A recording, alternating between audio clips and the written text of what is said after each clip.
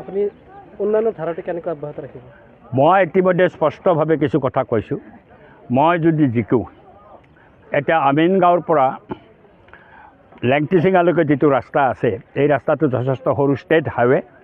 মোৰ প্ৰথম কামটো হ'ব এইটো নেশ্যনেল হাইৱেলৈকে ৰূপান্তৰ কৰা 4 লেন ৰাস্তা, যাতে আমাৰ মানুহৰ যাতায়াতটো সহজ হয়। এইটো 4 লেন ৰাস্তা কৰিব লাগিব। আন এটা মোৰ প্ৰস্তাৱ আছে, পূৰ্বতে ছাৰ্ভেও হৈছিল, সত্ৰনগৰী বৰপেটাক ৰেল লাইনেৰে যুক্ত কৰা। আৰু এইটো বৰপেটাৰত হওক, সৰভোগৰ হওক, তাৰ পৰা এটা ৰেল লাইন মই বৰপেটাক চুই পেলাই এই অঞ্চলৰ মাজেৰে যাব, সেইটো আমিনগাঁৱলৈকে গৈ পেলাই আমিনগাঁৱৰ মেইন ৰেল লাইনত লগাই দিয়া। এইটো মোৰ এটা ঘোষিত এটা প্ৰতিশ্ৰুতি। মই ইয়াৰ ওপৰত কাম কৰিম। চৰকাৰ যদি আমাৰ হয়, আজি ইণ্ডিয়াৰ যদি চৰকাৰ হয়, সহজে এইটো কৰিব পাৰিম। ইণ্ডিয়াৰ চৰকাৰ নহ'লে মই যুদ্ধ কৰিব লাগিব। তাতকৈ ডাঙৰ কথাটো হৈছে, আজি চৰ অঞ্চলত যিসকলে বসবাস কৰে, মন্দিয়াৰ পৰা এখন ব্ৰহ্মপুত্ৰৰ ওপৰত দলং কামৰূপ জিলালৈকে কানেক্ট কৰি দিয়া, যাতে চৰ অঞ্চলৰ মানুহে সহজে যাতায়াত কৰিব পাৰে, চহৰলৈকে আহিব পাৰে, বৰপেটালৈকে আহিব পাৰে। এই ধৰণে এখন দলং কৰি দিয়া। আমাৰ এই সমষ্টিটোত বহু কুটীৰ শিল্প আছে। হাজোত যেনেকৈ পিতল শিল্প আছে, ঠিক তেনেকৈ সৰ্থেবাৰীত কাঁহ শিল্প আছে। আজি শুৱালকুছিত তাঁত শিল্প প্ৰায় মৰু মৰু অৱস্থা হৈছে। এই কুটীৰ শিল্পবিলাক আমি পুনৰুজ্জীৱিত কৰি ইয়াৰ যাতে বিকশিত কৰিব পাৰোঁ, তাৰ কাৰণে বজাৰ সৃষ্টি কৰিব পাৰোঁ, তাৰ কাৰণে মই যুদ্ধ কৰিম। আৰু বৰপেটা জিলাত এখন বিশ্ববিদ্যালয়, কেন্দ্ৰীয় বিশ্ববিদ্যালয় স্থাপিত হয়। আমাৰ বজালী জিলাত এখন বিশ্ববিদ্যালয় আছে, খুব ভাল কথা। কিন্তু আমি বৰপেটা জিলাতো এখন কেন্দ্ৰীয় বিশ্ববিদ্যালয় স্থাপন কৰাৰ কাৰণে কাম কাজ কৰিম। আৰু চহৰ অঞ্চলৰ সমস্যালৈ মই ইতিমধ্যে ৰাজ্যিক চৰকাৰৰ পৰ্যায়ত যুদ্ধ আৰম্ভ কৰি দিছোঁ।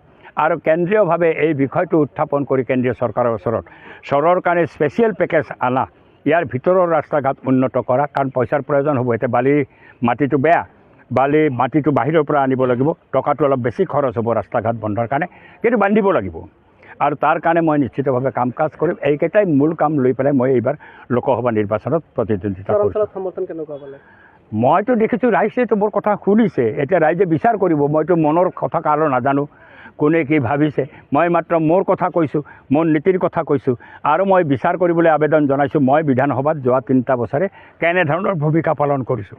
যদি অসমৰ এই সমস্যাবিলাক, জ্বলন্ত সমস্যাবিলাক পাৰ্লামেণ্টত মই সঠিকভাৱে উত্থাপন কৰিম বুলি ৰাইজে ভাবে, তেতিয়াহ'লে মোক সমৰ্থন কৰিব। আৰু মই এটা কোনো তিক্ততা পোৱা নাই, কাৰো পৰা বিৰোধিতাও পোৱা নাই। ৰাইজে মোৰ কথা শুনিবলৈ বিচাৰিছে, মই ৰাইজক মোৰ কথা কৈছোঁ। ৰাইজে দেখিছোঁ হাততালি মাৰি সমৰ্থন কৰিছে, নিশ্চয় ভাল পাইছে। ভাল পাইছে নে নাই? ৰাইজ ভাল পাইছে। কেইবাবাৰো কৈছে যে বিজেপি এটা সাম্প্ৰদায়িক দল।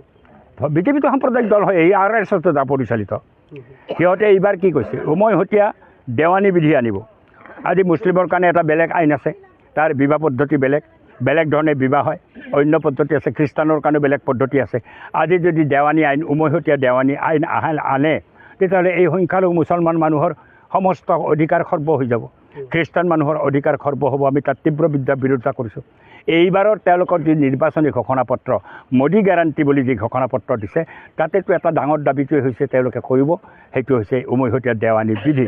ইতিমধ্যে তেওঁলোকে কাশ্মীৰৰ 370 ধাৰা উঠাই দি কাশ্মীৰক বিভাজিত কৰিছে। এনেধৰণৰ কাম কাজ কৰিছে। এইবাৰো ঈদৰ সময়ত উত্তৰ প্ৰদেশৰ মিৰাটত তেওঁলোকে নামাজ পঢ়িব দিয়া নাই, মানুহক নামাজত আক্ৰমণ কৰিছে। এই ধৰণৰ এটা সাম্প্ৰদায়িক ৰাজনৈতিক দলক আজি পৰাজিত কৰাটো ভাৰতবৰ্ষক ঐক্যবদ্ধ কৰি ৰখাৰ কাৰণে বিৰাট প্ৰয়োজন। অগপ আজি আমাৰ সন্মুখত আহিছে ঢাল হিচাপে। অগপইতো সেই বিজেপিকে চকু মুদি সমৰ্থন কৰি আছে। অগপ এইবিলাক নীতিকে সমৰ্থন কৰিছে, ফলত অগপক পৰাজিত কৰিব লাগিব। ধন্যবাদ। Thank U.